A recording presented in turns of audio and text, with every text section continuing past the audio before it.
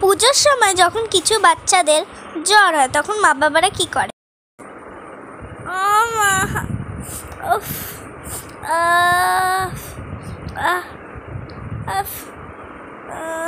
আমি আর বাঁচি না, আমি আর বাঁচি না।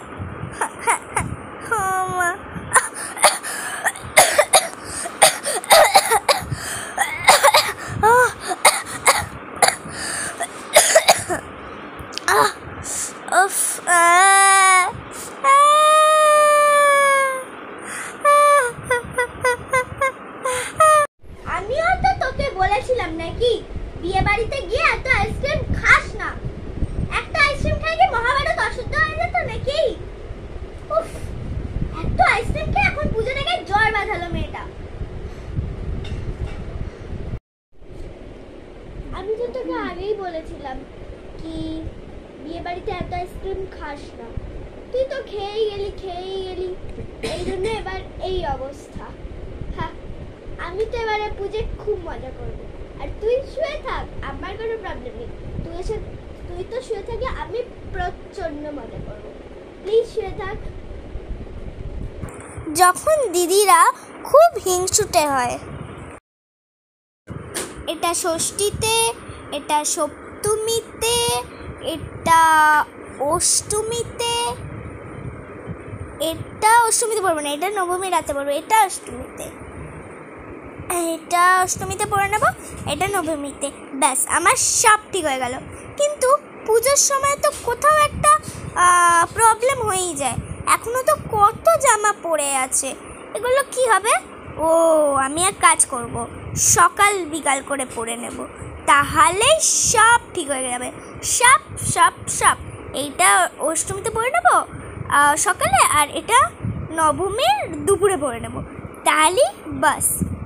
তাও তো হয়েই গেল। দূর বাবা, আমার যে কত এতগুলো জামা হয়ে গেল, আর আমার এখনো একটাও হলো না। আমার আজকেই জামা চাই।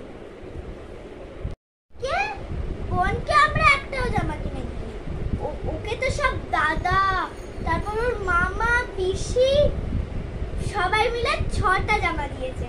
তারপর এখনো তো আরো পাবে, তাই না? তোরও হবে একটু দাঁড়া, এখনো তো পুজোর অনেক দিন বাকি আছে।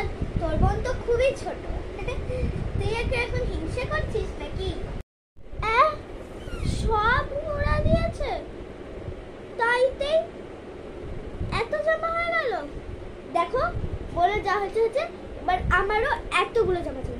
এই দেখো, এইটা চাই, এটাও সুন্দর,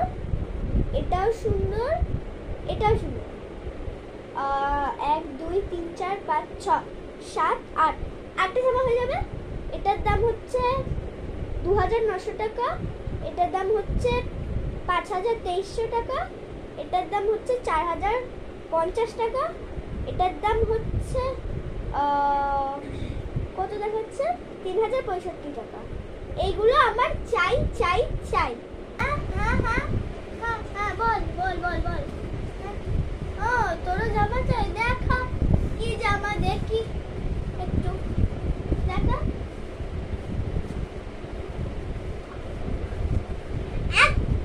একটা জামার দাম এত দাম? দেখি তো ফোনটা একটু।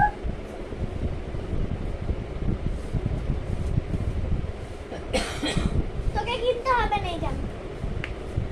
এইখানের একটা জামা ছেলে 200 টাকা দাম, 200 টাকা। যা ছেলে যা, ফোন থেকে জামা কিনছে।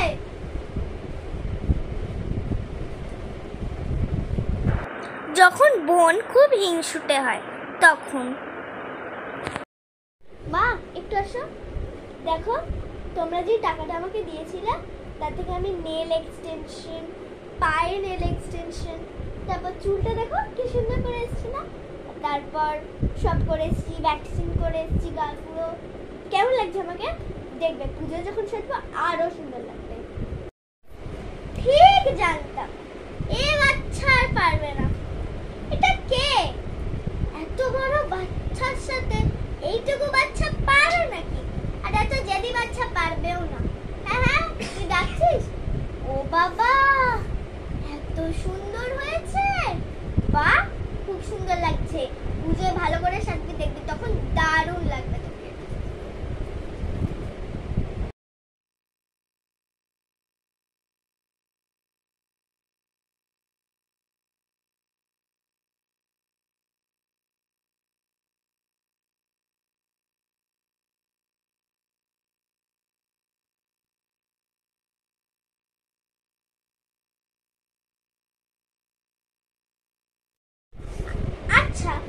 দিদি তো তোর থেকে